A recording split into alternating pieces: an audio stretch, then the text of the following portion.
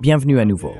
Nous sommes rejoints aujourd'hui par Saïd Mohamed Marandi, professeur à l'Université de Téhéran et ancien conseiller de l'équipe iranienne de négociation nucléaire. Merci beaucoup d'être avec nous. Je sais que la situation là-bas doit être très tendue, car les États-Unis semblent être à quelques instants d'une attaque réelle contre l'Iran. J'espérais que vous pourriez clarifier ou expliquer comment vous percevez cette situation, car pour moi, il semble que Trump veuille infliger à l'Iran ce qu'il appelle une attaque du nez ensanglanté, c'est-à-dire une frappe limitée pour bombarder l'Iran, puis, à la fin de la journée, proposer d'arrêter à condition que l'Iran ne riposte pas. Cependant, il semble aussi très difficile pour l'Iran de ne pas riposter.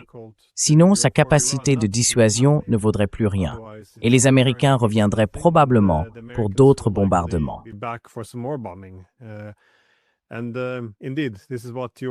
Et en effet, c'est ce qu'a indiqué votre ministre des Affaires étrangères.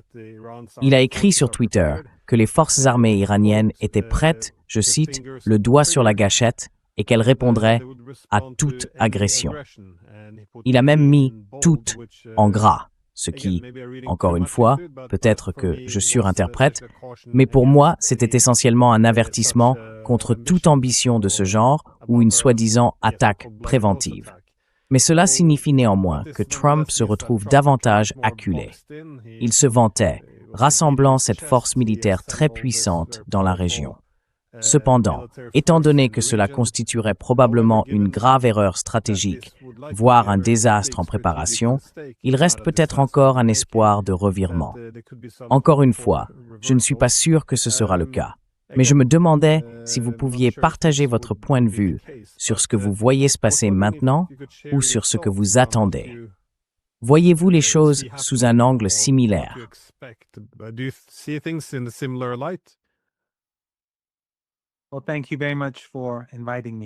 Eh bien, merci beaucoup de m'avoir invité, Glenn. C'est toujours un grand plaisir. Il est assez clair pour les Iraniens que ce que nous voyons aujourd'hui est une extension de la guerre de 12 jours. Dans cette guerre, le régime israélien et l'administration Trump ont collaboré pour affaiblir l'Iran et ils ont échoué. Les émeutes et les attentats que nous avons vus il y a quelques semaines, les 8 et 9 janvier, en étaient une prolongation. Nous avons même vu comment le secrétaire américain au Trésor l'a reconnu à Davos. Il s'en est vanté. Il a dit que c'était de la diplomatie d'État, qu'il avait réussi à manipuler la monnaie iranienne et à faire descendre les gens dans la rue.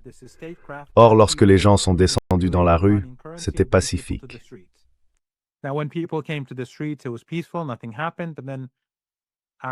Il ne s'est rien passé. Puis, le troisième jour, nous avons vu ces groupes très bien entraînés, des terroristes et des émeutiers, apparaître dans différentes villes et dans divers quartiers de grandes villes, descendre dans les rues et provoquer des destructions. Les 8 et 9 janvier, ils ont tué un grand nombre de personnes, surtout le 8. Ils ont tué de nombreux policiers. Et c'est pourquoi le 9, la police armée et les forces de sécurité ont réagi avec une extrême fermeté et ont mis fin à tout cela. C'était donc une opération qui a coûté la vie à environ 350 policiers. Ils ont également tué de nombreux civils, car ils voulaient que le nombre de victimes augmente afin de justifier une guerre. Et après cela, nous avons vu, bien sûr, les Israéliens en assumer la responsabilité.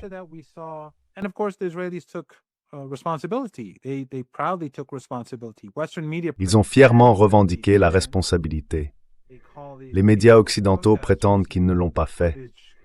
Ils les qualifient de manifestants pacifiques, alors que les images montrent clairement qu'ils tirent et tuent des policiers, les battent à mort, et ainsi de suite.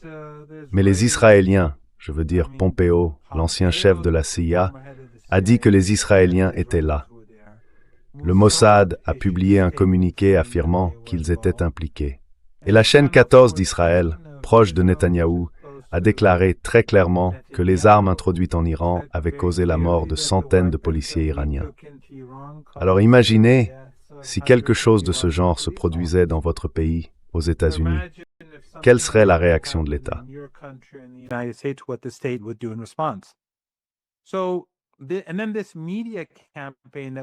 Donc cette campagne médiatique que nous avons vue ensuite, des conservateurs aux libéraux, du Guardian à Fox News, des pires néoconservateurs comme Levin, aux soi-disant progressistes comme AOC, ils parlent tous d'aider l'Iran.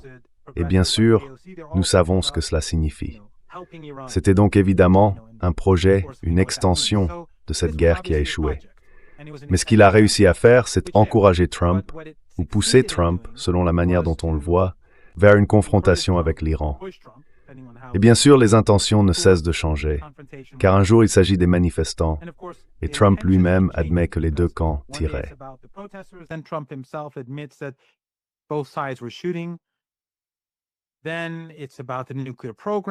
Ensuite, il s'agit du programme nucléaire, qui aurait apparemment été détruit il y a quelques mois par Trump, anéanti, je crois que c'était le mot. Et donc c'est constant, il n'arrête pas d'en parler. Puis les États-Unis envoient des messages à l'Iran, disant qu'il faut abandonner le programme de missiles, qu'il faut cesser le soutien aux organisations et alliés régionaux, et qu'il faut, bien sûr, mettre fin au programme nucléaire pacifique. Nous recevons des messages contradictoires de la part des États-Unis, mais la réponse iranienne a été claire. Toute attaque contre l'Iran sera considérée comme une guerre totale et la riposte iranienne sera écrasante. Je pense que Trump s'est enfermé dans une impasse. Comme tu l'as dit, c'est une très bonne façon de le formuler.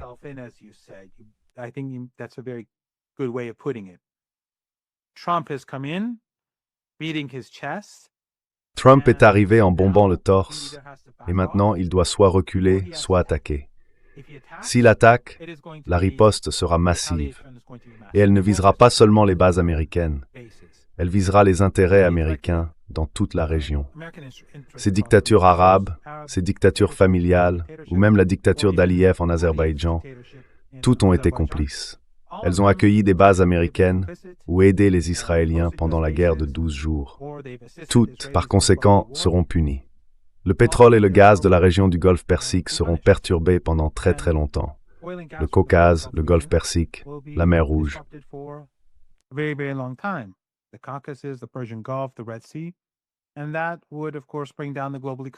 Et cela ferait bien sûr s'effondrer l'économie mondiale. Une guerre avec l'Iran serait donc inabordable pour tout le monde et elle provoquerait l'effondrement de l'économie américaine. Maintenant, certains aux États-Unis affirment que le pays est énergétiquement indépendant. Ce n'est pas vraiment pertinent, car les entreprises et les sociétés qui produisent du pétrole et du gaz aux États-Unis peuvent certes gagner beaucoup d'argent en raison de la flambée des prix du pétrole ou du gaz.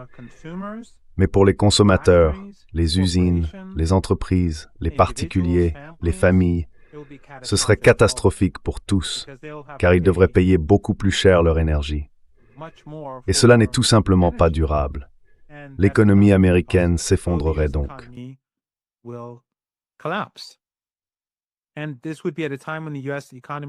Et cela se produirait à un moment où l'économie américaine est déjà dans une situation très très difficile, comme on le voit avec l'or et l'argent, et d'après ce qu'il me semble et ce que les gens disent à propos de l'avenir de l'économie, cela ne ferait qu'ajouter encore plus d'huile sur le feu.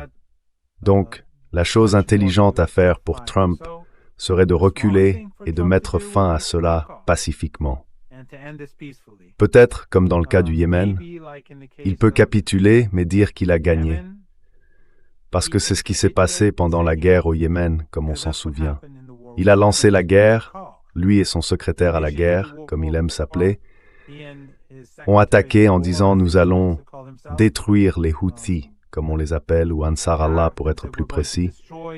Et après un mois, il a déclaré la victoire et s'est retiré, même s'il avait été vaincu.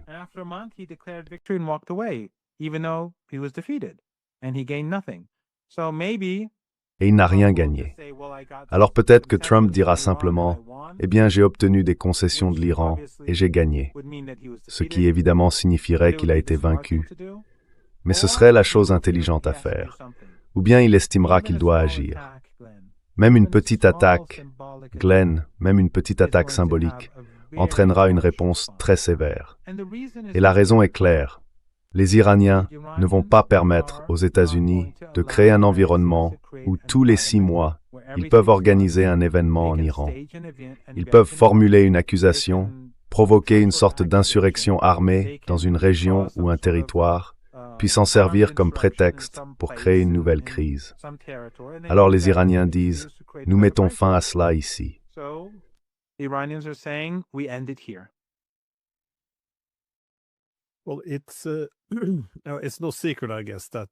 bien, ce n'est un secret pour personne que les Israéliens font pression sur les États-Unis pour qu'ils frappent à nouveau l'Iran. D'un autre côté, il semble aussi qu'Israël préfère rester en retrait. En d'autres termes, ne pas être la cible d'éventuelles représailles iraniennes. Mais comment pensez-vous? Encore une fois, vous ne représentez pas le gouvernement iranien, vous êtes un universitaire.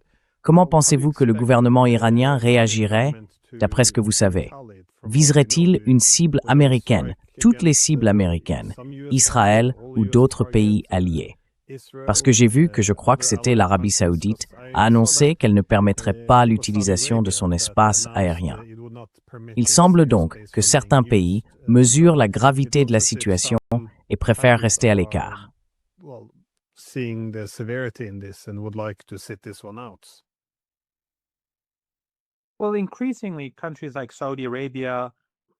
Eh bien, de plus en plus, des pays comme l'Arabie saoudite, la Turquie et le Qatar s'inquiètent du régime israélien. Et je pense que même le gouvernement turc, au fond, reconnaît que ce qu'il a fait à la Syrie l'a maintenant rendu très vulnérable. Mais au final, Glenn, nous devons d'abord examiner un point et en discuter avant que je puisse répondre à cette question. L'Iran et le régime israélien ont mené une guerre de 12 jours. Bien que les Américains et les Israéliens aient conspiré, des moyens régionaux dans le Golfe Persique et en Turquie ont été utilisés, les systèmes radars, tout l'Occident soutenait le régime israélien, ils les ont soutenus. Ils ont perdu malgré l'attaque éclair. Nous le savons tous. Après quelques jours, la situation s'est inversée et les Israéliens cherchaient un cessez-le-feu, ce qui est bien connu, sauf dans les cercles de propagande.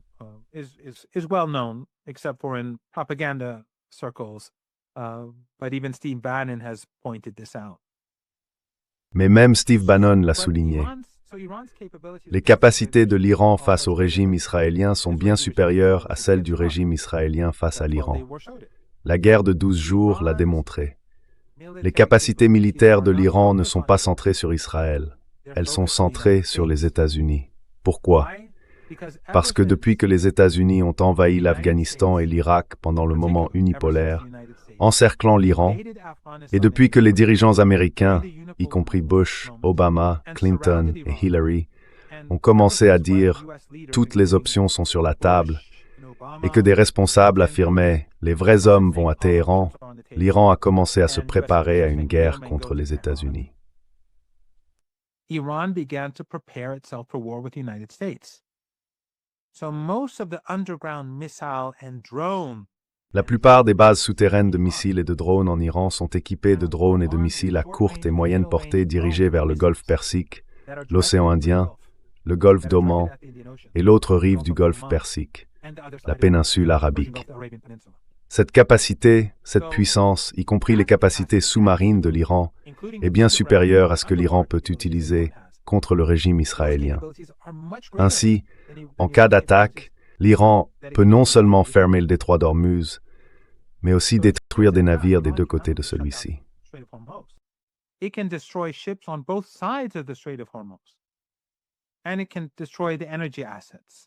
Et cela peut détruire les actifs énergétiques.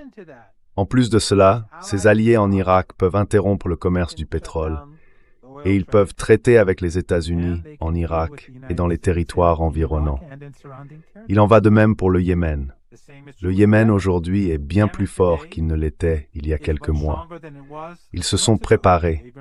Ils peuvent bloquer la mer Rouge et toute exportation de pétrole et de gaz par la mer Rouge ou l'océan Indien.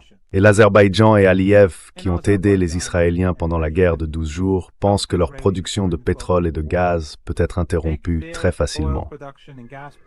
Ainsi, les véritables capacités de l'Iran sont concentrées sur la région du Golfe Persique, et elles sont considérables.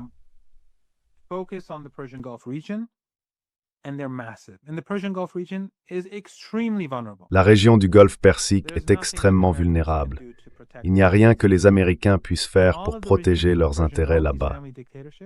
Tous les régimes du Golfe Persique, ces dictatures familiales, sont complices car ils accueillent des bases américaines.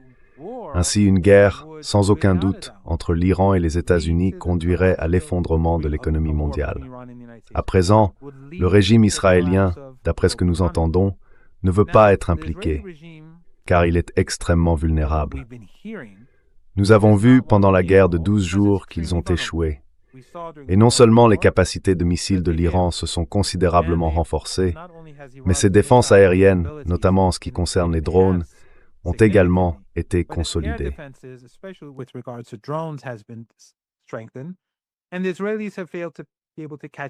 Les Israéliens n'ont pas réussi à rattraper leur retard.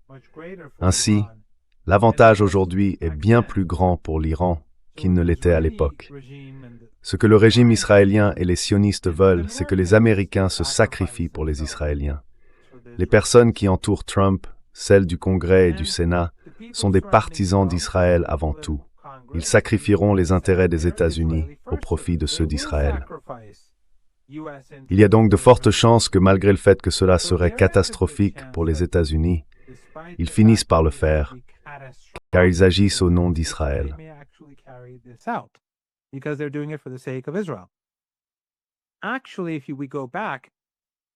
En réalité, si l'on revient sur le cas de l'assassinat du général Soleimani, cela s'est également produit.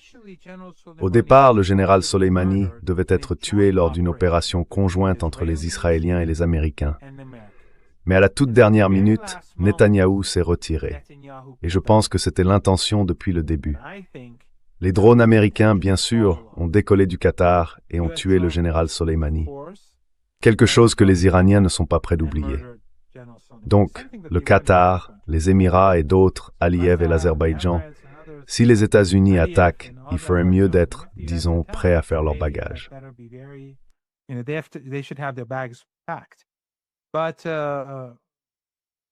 Mais je pense que c'était l'intention d'Israël depuis le début, avec le général Soleimani, pousser Trump vers une confrontation avec l'Iran, sans toutefois s'impliquer. Il est tout à fait possible que ce soit ce que nous voyons aujourd'hui. Je ne sais pas si Trump va attaquer, car même si je ne le considère pas comme totalement sain d'esprit, je ne pense pas non plus qu'il soit complètement fou, mais j'ignore quelles informations on lui transmet. Je pense qu'il espérait peut-être que, s'il faisait venir ce qu'il appelle une armada, l'Iran serait intimidé et finirait d'une manière ou d'une autre par capituler. Il n'y a pas la moindre chance que cela arrive. Peut-être a-t-il ensuite pensé qu'il pourrait s'en tirer, puisqu'il a envoyé des messages à l'Iran disant « D'accord, laissez-moi frapper, puis vous pourrez faire une riposte symbolique et tout sera terminé. »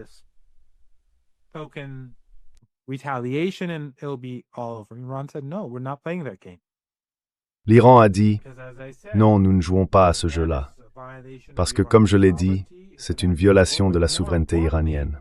C'est un acte de guerre. » Mais plus important encore, cela laisse la porte ouverte à une nouvelle vague de terrorisme en Iran, tout en prétendant qu'il s'agit de manifestants pacifiques. Et les médias occidentaux, obéissant envers le pouvoir, ne feront que répéter les absurdités que Trump et la Maison-Blanche veulent qu'ils répètent. Ensuite, nous aurons une nouvelle série de frappes aériennes, et on ne peut pas retrouver la normalité de cette façon. Alors les Iraniens disent « Tout s'arrête ici. Soit vous reculez et vous partez, soit vous déclenchez quelque chose et vous en payez le prix. » Et je pense que dans les deux cas, les États-Unis perdent.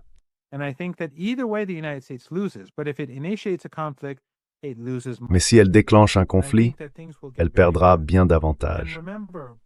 Et je pense que les choses vont très mal tourner. Souvenez-vous, les Iraniens connaissent très bien les États-Unis.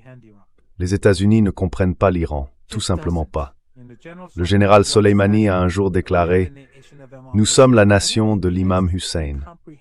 Je ne pense pas que les États-Unis comprennent même ce que cela signifie. Mais les Iraniens, eux, connaissent les États-Unis. Ils les observent. Ils savent que l'économie américaine va mal. Ils savent à quel point Trump est en difficulté dans les sondages. Ils connaissent les divisions du pays. Ils savent qu'il existe un groupe dur appelé MAGA qui soutiendra Trump quoi qu'il arrive.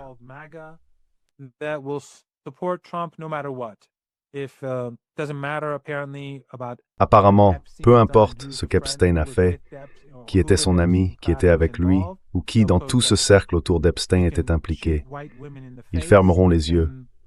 On peut tirer une balle en plein visage d'une femme blanche. On peut assassiner des infirmières qui aidaient des anciens combattants. Toutes les choses dont le mouvement MAGA parlait autrefois, les guerres sans fin et tout le reste, tout cela a été abandonné. MAGA suivra le chef de culte où qu'il aille. Mais si le prix de l'essence s'envole et que les usines ferment, les premiers à pourchasser Trump avec leurs armes seront les mêmes qui disaient au passage que l'infirmière assassinée n'aurait pas dû porter d'armes.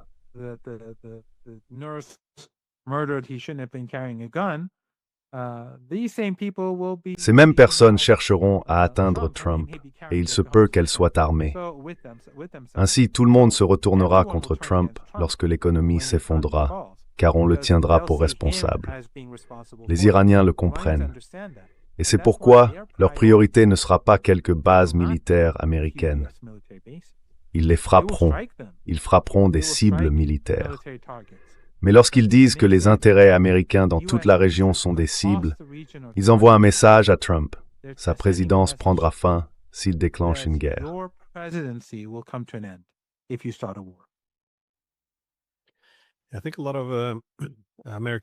Je pense qu'un grand nombre d'alliés régionaux de l'Amérique reconnaissent qu'ils sont un peu exposés. Mais une partie du problème, selon moi, vient de ce changement dans l'ordre mondial, ou du moins dans la répartition du pouvoir. Pendant le moment unipolaire, dans les années 1990, l'Amérique était la seule puissance en jeu, et tout le monde reconnaissait plus ou moins que si l'on était allié aux États-Unis, c'était essentiellement sa seule source de sécurité. Oui, c'était la puissance centrale. Cependant, à mesure que le pouvoir mondial se déplace vers un système multipolaire, nous voyons les choses très différemment. Au lieu qu'une alliance avec les États-Unis soit une source de stabilité, nous voyons désormais les États-Unis devenir plus imprudents.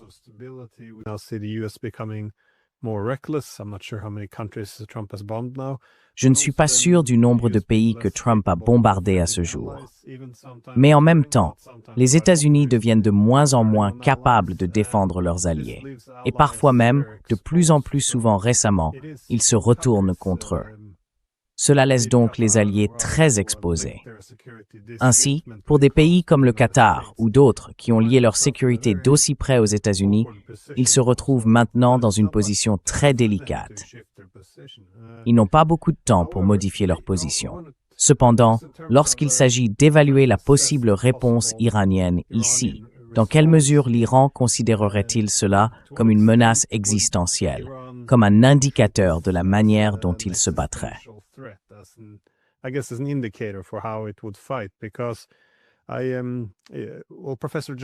Parce que le professeur John Mearsheimer a récemment déclaré que l'objectif des États-Unis en Iran serait un changement de régime. Il a également souligné qu'il n'existe aucun régime de remplacement, aucune opposition unifiée à qui il pourrait réellement remettre le pouvoir. Ce qui signifie que ce qu'il recherche, en fin de compte, c'est un changement de régime suivi de la destruction du pays, le morceler, créer essentiellement le chaos, puis régner sur ce chaos. Ce genre d'idée influence-t-il les intentions de l'Iran et dans quelle mesure celui-ci réagirait-il réellement à une attaque?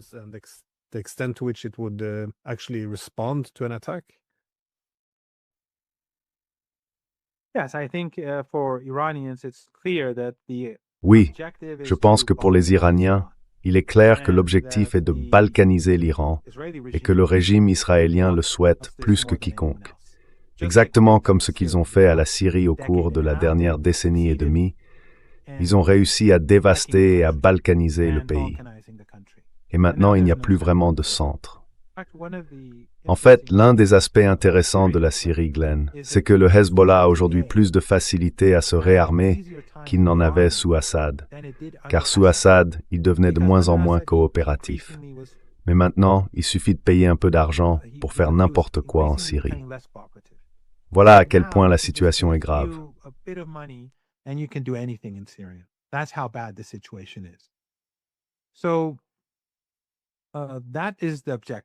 Voilà donc l'objectif.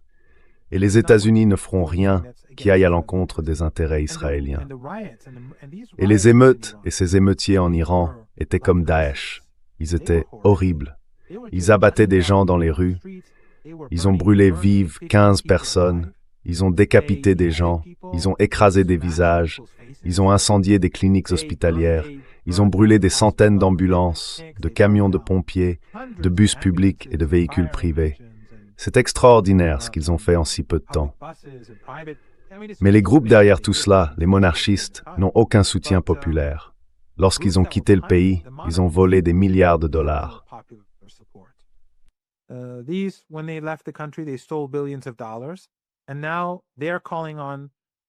Et maintenant, ils demandent aux États-Unis et aux Israéliens de bombarder leur propre pays. Est-ce que quelqu'un de sensé pense qu'ils vont bénéficier d'un soutien populaire ou le culte terroriste des moudjahidines du peuple mec? Ils ont combattu pour Saddam Hussein comme soldats contre leur propre pays dans les années 1980. Quelqu'un pense-t-il que ces traîtres vont être populaires? Ou les groupes terroristes kurdes, les séparatistes? Ou encore les membres de l'État islamique et les takfiris wahhabites au Baloutchistan, les restes de l'État islamique? Ce sont ces groupes qui étaient impliqués. Quelqu'un pense-t-il que l'un de ces groupes puisse gouverner, diriger ou bénéficier d'un quelconque soutien populaire? Le but est de faire tomber l'Iran, ce qui n'arrivera pas, mais les Iraniens en sont conscients.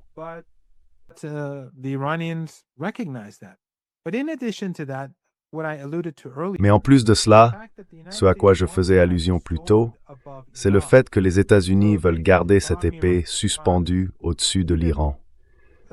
Ainsi, s'ils peuvent bombarder l'Iran, même par une frappe symbolique, cela leur donnerait la possibilité d'utiliser à nouveau cette épée 6 mois plus tard.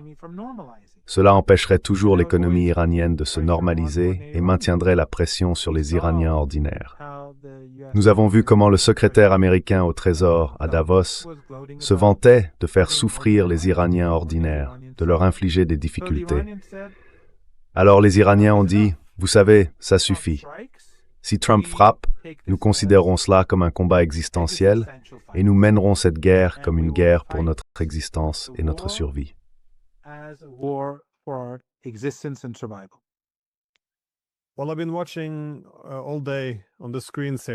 Eh bien, j'ai regardé toute la journée sur les écrans ici, les différents types de matériel militaire américain se déployant dans la région, allant des navires de guerre aux vols de transport, ravitailleurs, tout cela. Donc encore une fois, Trump accumule un élan considérable, ce qui rend très difficile de se retirer sans agir. Il a formulé certaines exigences que l'Iran pourrait négocier, mais le gouvernement iranien a déclaré qu'il était toujours disposé à s'asseoir et à discuter, simplement pas tant que l'armée américaine est là, braquant ses armes sur l'Iran.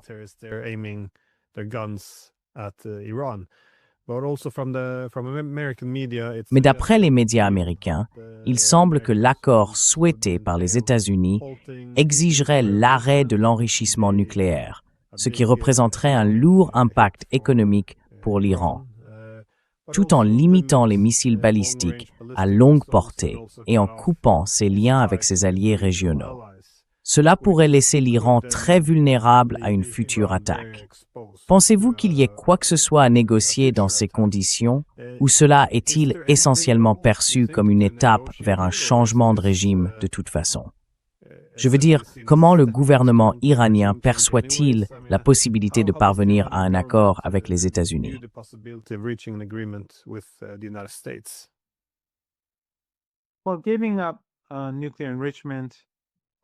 Eh bien, renoncer à l'enrichissement nucléaire, aux capacités de missiles ou aux alliances est tout simplement hors de question. Quant à un accord, nous en avions un, le JCPOA. En réalité, nous n'en étions pas satisfaits. Et s'il doit y avoir un autre accord à un moment donné dans l'avenir, il ne sera pas comme celui-là. Il devra être meilleur pour l'Iran. Maintenant, comment Trump va se sortir de la position dans laquelle il s'est enfermé? Je n'en ai aucune idée. Soit il frappe et nous avons une guerre totale. Comme je l'ai dit, peu importe le type de frappe, ce sera une guerre existentielle pour les Iraniens. Soit il déclare la victoire, comme il l'a fait avec le Yémen, et se retire.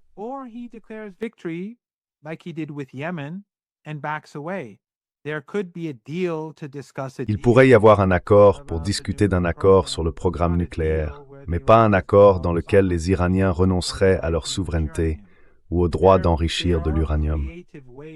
Il existe des moyens créatifs de faire les choses, et Trump, bien sûr, il peut facilement mentir et convaincre les partisans de MAGA qu'il a gagné, même s'il n'a en réalité rien obtenu. C'est une possibilité, mais les Iraniens ne comptent pas là-dessus. Les Iraniens sont prêts à la guerre, prêts à une guerre totale. Et s'il y a guerre, je pense que certains pays de la région du Golfe Persique cesseront d'exister, du moins sous leur direction actuelle. Mais il est possible que Trump se retire, car c'est ce qu'il a fait au Yémen. Il déclare toujours la victoire, même lorsqu'il est évident qu'il a dû reculer, dans le cas, disons, de la guerre commerciale avec la Chine, ou même avec le Groenland. Dans de nombreux cas, il a dit une chose, puis a fait quelque chose de tout à fait différent. Dans le cas du Yémen, comme je l'ai mentionné, cela pourrait aussi être quelque chose de ce genre. Je suis sûr que les Iraniens seraient disposés à le laisser se sortir de cette impasse, d'une manière qui lui permette de prétendre qu'il a obtenu quelque chose. Mais les Iraniens ne vont rien lui accorder qui violerait leur souveraineté. L'Iran n'est pas ce genre de pays. L'Iran n'est pas, vous savez, la Turquie, l'Arabie Saoudite ou l'Égypte. C'est un pays d'un autre type, farouchement indépendant. Et il résiste aux États-Unis depuis près de 5 décennies maintenant.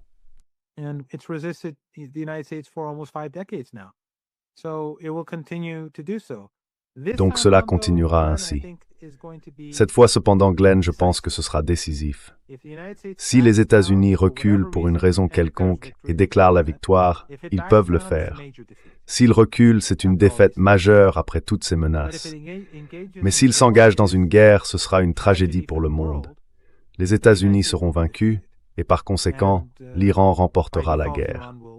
Mais cela changera ta vie, cela changera ma vie, cela changera la vie des gens à l'extrémité sud de l'Amérique latine, dans les régions méridionales de l'Afrique, ainsi que dans les parties orientales et occidentales de l'Asie. Cela changera la vie de tout le monde, car s'il y a une crise énergétique, le monde changera.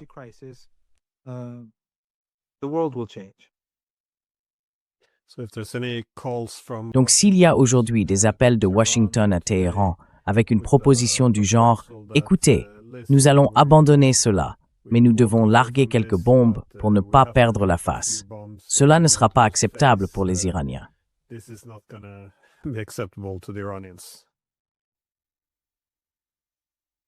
Non, zéro, rien, pas du tout.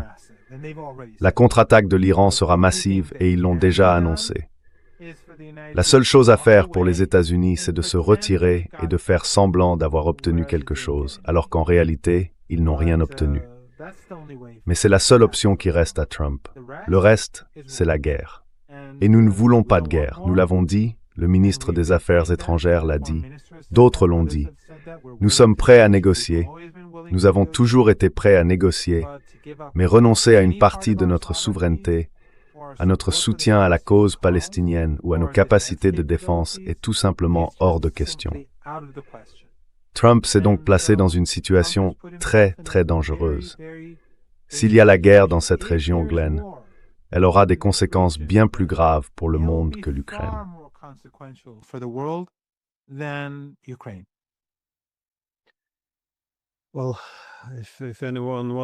Eh bien, si quelqu'un devait changer de position, je suppose que Trump serait le président idéal. C'est un artiste du baratin, donc il pourrait facilement détourner l'attention. Je veux dire, rien que la semaine dernière, on parlait d'envahir le Venezuela, d'envahir le Groenland. Il pourrait donc toujours déplacer le projecteur vers, je ne sais pas, l'annexion du Canada, ou ce qu'il y a de nouveau au menu, ou la destruction de Cuba. Donc, oui, mais c'est triste, si la paix mondiale dépend désormais des talents de baratineur du président Trump. Quoi qu'il en soit, je sais que vous devez avoir beaucoup à faire en ce moment. Merci d'avoir pris le temps et prenez soin de vous. C'est toujours un honneur, Glenn. It's always an honor, Glenn. Grizzy Saguthet.